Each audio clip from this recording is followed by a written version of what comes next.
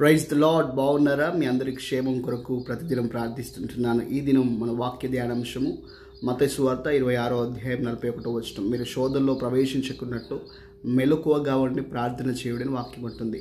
వాక్యము ధ్యానించడము అంటే ప్రభువు వారు మనతో మాట్లాడడం, అయితే ప్రార్థన చేయడం అంటే మనము ప్రభుల వారితో మాట్లాడడం. ప్రార్థన అనేది 2-వే కన్వర్సేషన్ అనే విషయాన్ని కూడా మర్చిపోకూడదు. ఒకవైపు మనం ఆయనతో మాట్లాడుతుంటే ఆయన మనతో కూడా మాట్లాడతాడు, ఆయన చిత్తాన్ని ఆయన ప్రార్థనలో కూడా తెలియపరుస్తాడు. అయితే శోధన జయించడానికి మనం ఎన్నుకోవాల్సినటువంటి మార్గం ఏదైనా ఉందా అంటే అది ప్రార్థన అని ప్రభుల వారు సెలవిస్తుంటున్నారు. ఈ దినం ఈ మాటలు నీవు వింటుండగా నీ జీవితంలో ఎట్టి శోధన గుండా నువ్వు వెళ్తున్నప్పటికీ నీవు దాన్ని జయించడానికి నీకు ఆయన ఇచ్చినటువంటి యుద్ధోపకరణం ఏదైనా ఉందా అంటే అది ప్రార్థనే అని వాక్యం సెలవిస్తుంటుంది.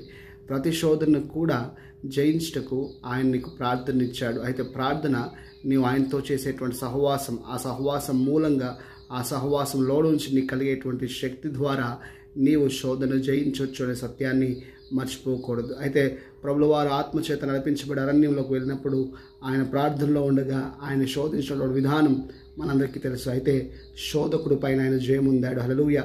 ఉదయకాల సమయం ఈ మాటలు వింటుండగా ఆయన సెలవిచ్చినటువంటి ఏ మాట కూడా నిరర్ధకం కాదు అని వాక్యం ఉంటుంది. కాబట్టి ఆయన చెప్పినటువంటి మాట ఏంటంటే శోధన జయించడానికి ప్రార్థించమన్నాడు. కాబట్టి ప్రార్థన జీవితంలో ఎదుగుదాం, శోధనని ఎదుర్కొందాం, తద్వారా దీవించబడి అనేకులకు దీవెనకరంగా ఉందాం. ఆమేన్.